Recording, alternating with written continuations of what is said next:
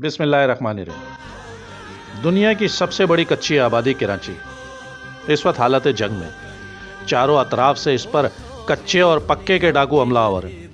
लावारिस कराची के मुर्दा जिस्म की हड्डी बोटी तक नोचने वाले इन डाकुओं से ना किसी की जान महफूज है, ना किसी का माल और ना ही इज्जत महफूज है।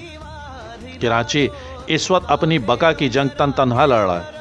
रोजाना कराची की सड़कों पर कोई ना कोई महाजिर नौजवान अपना माल या अपनी जान बचाते हुए जिंदगी की बाजी हार रहे हैं। हर तरफ खूनी भेड़िए सड़कों पर दंदनाते फिर रहे हैं और खुसूसन ईद का त्यौहार अपने गांव देहातों में मनाने के लिए जाने वाले ये कातिल दरिंदे बिना आसरा किए माल के साथ साथ जान भी लेने से गुरेज नहीं कर रहे।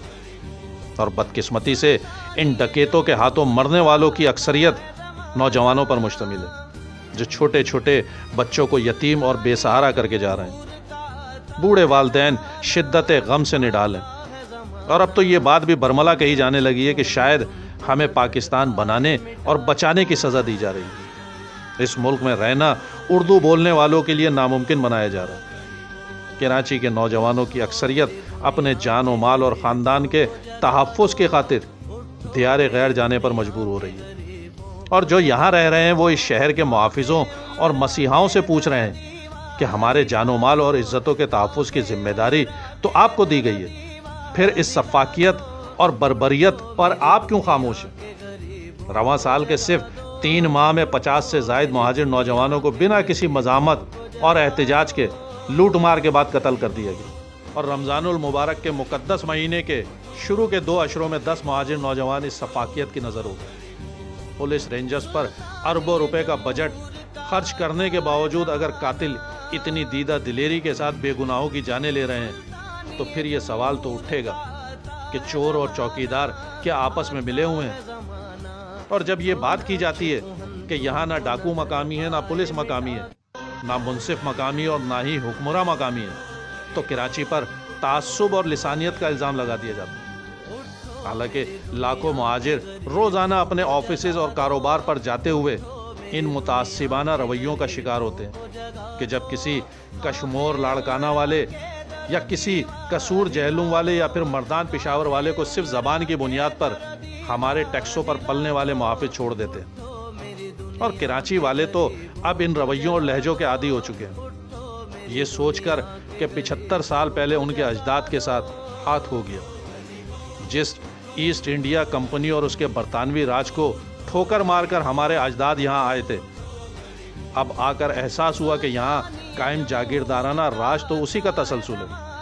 ये तो उन्हीं की बाकियात है और अंग्रेज़ ने उन्हीं के ख़ानदानों और नस्लों को परवान चढ़ाने के लिए ज़मीन का ये टुकड़ा इन्हें तोहफे में दिया था। आखिर में कराची वालों, तुमसे भी यही दरख्वास्त है कि मत इंतज़ार करो आसमान से आने वाले फरिश्तों का, और ना ही उम्मीद लगा कर बैठो अपने मसीहाओं से किसी भी दाद रसी का। अपने जो वाकई अपने हैं वो सिर्फ तुम्हारे जनाजों को कांधा देने और तुम्हारे यतीम बच्चों के सरों पर हाथ रखने से ज़्यादा का मैंडेट नहीं रखते। तुम्हें खुद अपने तहफ़्फ़ुज़ की जिम्मेदारी उठानी होगी। हर गली और मोहल्ले की सतह पर 10 से 15 लड़कों के ग्रुप बनाकर इन दरिंदा सिफत डाकुओं को जहन्नुम वासिल करना होगा, या कम से कम इतना ज़रूर करना पड़ेगा कि ये अपने पैरों पर खड़े होने के काबिल ना रहें। जब जहाँ वाक़या हो फ़ौरन उस जगह पहुँचकर इन डकैतों की वीडियो और तस्वीर बनाकर सोशल मीडिया के तमाम पेजेस पर अपलोड करें और ग्रुप के बाकी मेंबरान इन गैर मकामी दरिंदों को निशाने इबरत बना दें। वो कहते हैं ना कि जंग आमद बजंग आमद। कराची वालों, एक बात याद रखना, अगर तुम अभी भी कबूतर की तरह मुंह मट्टी में छुपाकर इस खुशफहमी में मुब्तला रहे कि ख़तरा टल गया, तो याद रखना अगला निशाना तुम्हारी इज्जतें होंगी का अमली मुजाहरा तुम देख भी रहे हो।